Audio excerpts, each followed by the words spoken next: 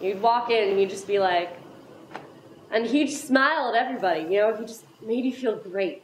And it's because of that scene that I can afford to be here at the university, because we won. It was one of the best moments of my life. And my parents weren't even there. And to this day, that's the one thing my parents didn't see me do. Is not a Laramie value. Because they will kick you in your fucking ass. Really enjoying school. Yeah, I'm just really stoked about being there. In retrospect, and I can only say this in retrospect, of course. Or something. So I called her back, and I could hear her clicking on her keyboard. And I said, in my very professional voice, "This is Kathy Connolly. I'm returning your phone call." This shit, you know? Every night's ladies' night. 10 o'clock, I clock in. Usual times Tuesday nights. 10:30, Matthew Shepard shows up, alone, sits down, orders a Heineken. Bill Bree, friends with Matthew Shepard. Now approximately 11:45, 11:30, 11:45, Aaron McKinney and Russell Henderson show up.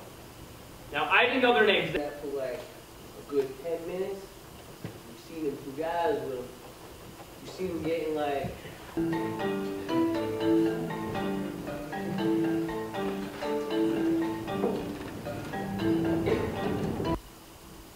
So I got my bike and I walked around the fence that was there. It was a buck type fence. Because I seriously thought I was a dummy. You know, like I even noticed his chest moving up and down. Someone doing this to another person. The ambulance report said it was a beating, so we knew.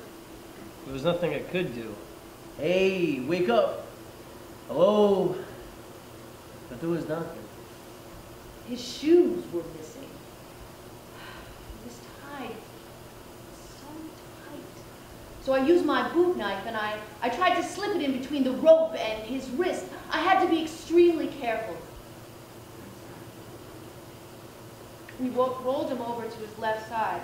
And when we did that, he quit breathing. I immediately put him back on his back, and that was just enough of an adjustment.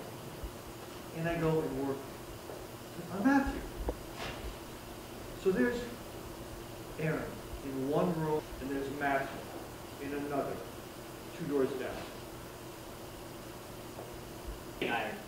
I immediately drive to the nearest newsstand, buy a Laramie Boomerang, because I want more detail.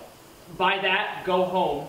Before I can even open the paper, my boss calls. He says to me, "Did you hear what happened?" I'm like, All the information that we can. And then I watched the 10 o'clock news that night, where they started talking about the nature and the seriousness of it. so I'm on the phone with Mickelson, and he says, "We need to go to the arraignment so we can identify these guys and make sure these guys were in the bar." The street.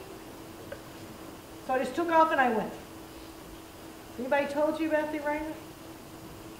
There was probably 100 people there from the town and probably just as many from the news media.